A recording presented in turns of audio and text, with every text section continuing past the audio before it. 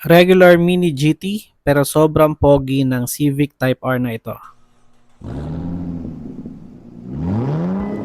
Welcome back mga broski, tagulan na naman pero kahit rainy season, hindi tayo mapipigilan sa pag-unbox ng napaka-poging Honda Civic Type R kit na ito ng Mini GT. Itong Honda Civic Type R at Nissan Skyline Ken Mary ay nakuha ko sa Hobby Stock Collectibles sa Festival Malls branch nila at nagkakahalaga ito ng 600 pesos each. Hindi ko lang sure pero I think mas mura ito sa 600 kung pre-order mo siya nakuha sa Hobby Stock Collectibles.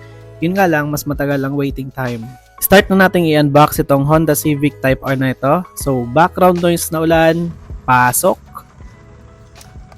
Ito yung box ng regular Mini GT model. So, andun yung picture ng Honda Civic Type R sa harap. And then sa other sides, may mga details. Kaya kung gusto nyo i-check yung details per side, pakipause nyo na lang yung video.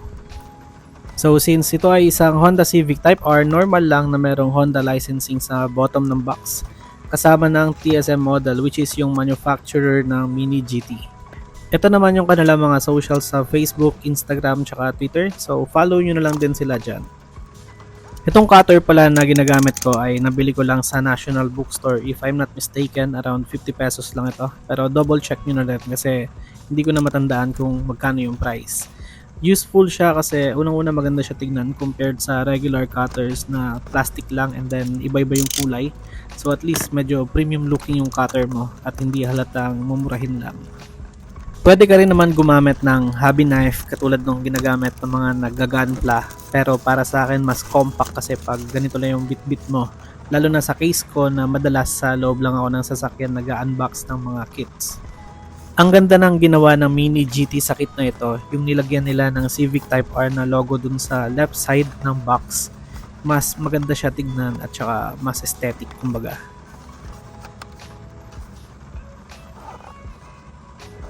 Sa mga collectors na pati box ay kino-collect, ingat kayo sa pag-open ng Mini GT box kasi minsan napansin ko pag binubuksan sila may naiiwan ng mga dents. So ito yung first look ng ating Honda Civic Type R pag open ng box. Natsambahan natin na yung side na binuksan natin ay yung front fascia agad ng sasakyan. Hindi ko alam kung may pattern nito pero minsan kasi na-open ko siya na yung rear, yung bumubulaga sa atin. To be honest, kahit regular Mini GT lang ito, sobrang ganda niya. Maybe kasi Honda Civic siya. Siyempre, pag Honda Civic, given na maganda talaga. Pero grabe yung detalye na ginawa ng Mini GT sa kit na ito. So yung kanyang fascia ay I think 2023 or 2024 model na ito. Meron kasi mga kits na 2022 model pa, yung which is yung mas karerista yung itsura ng Honda Civic. Mas sporty kasi tignan yung mga older models ng Honda Civic Type R, whereas itong mga facelifted ay nasa executive side or more on sexy na yung kanyang features.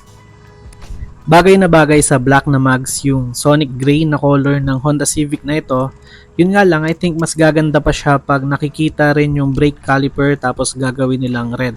Glossy black naman yung chassis ng Honda Civic Type R na ito tapos merong Mini GT na logo na naka-embed. Sobrang ginawang detalyado ng Mini GT yung interior ng Honda Civic Type R na ito.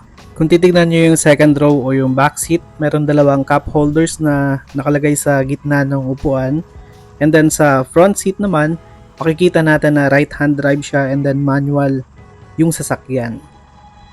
Pagdating naman sa windshield, makikita nyo present yung dalawang wipers.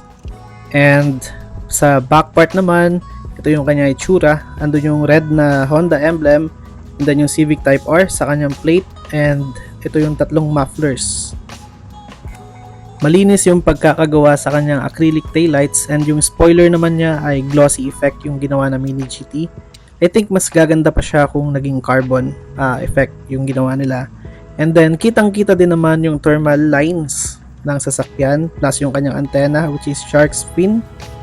At yun, ito nga yung overall na itsura ng Honda Civic Type R. So as always, since Mini GT kit siya, rolling yung kanyang wheels. So far, so good talaga itong Honda Civic Type R na ginawa ng Mini GT. Sobrang sulit siya sa halagang 600 pesos. Kaya kung mapapadaan ka sa Hobby Stock Collectibles at may makikita kang ganito, definitely kunin mo na.